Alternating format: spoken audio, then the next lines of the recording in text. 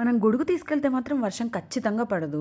ఎప్పుడైతే ఎండ ఎక్కువగా ఉంది కదా! ఇట్స్ ఓకే అని వెళ్తామో వర్షంలో ఇరుక్కుపోతాం. సరదాగా కాసేపు వర్షంలో గొడుగేసుకొని తిరుగుదామని వెళ్ళి ఈ స్విమ్మింగ్ పూల్‌ని వీడియో తీశాను. ఇదొక స్పెషల్ స్విమ్మింగ్ పూల్. స్పెషల్ అని ఎందుకన్నానంటే ఈ పూల్ ఆపోజిట్ బిల్డింగ్‌లోనే ఉండే మా ఫ్రెండ్ 5-6 ఇయర్స్ వరకు ఇక్కడే ఉన్నా ఒక్కసారి కూడా ఆ పూల్‌ని వాటర్‌తో ఫిల్ చేయడం చూడలేదు. అలాంటిది ఫర్ ద ఫస్ట్ టైమ్ ఈ పూల్‌ని వాటర్‌తో ఫిల్ చేశారు. పిల్లలు, పెద్దలు స్విమ్మింగ్ నేర్చుకోవడానికి ఈ పూల్ చాలా హెల్ప్‌ఫుల్‌గా ఉంటుంది. ఉయ్యాలంటే ఇష్టం లేని వాళ్ళు ఎవరుంటారు చెప్పండి?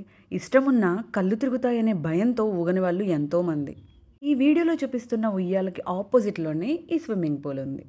లాస్ట్ టైం పోస్ట్ చేసిన స్విమ్మింగ్ పూల్ వీడియోకి మా అన్నయ్య కమెంట్ పెట్టారు. ఏంటబ్బా అనుకున్నా.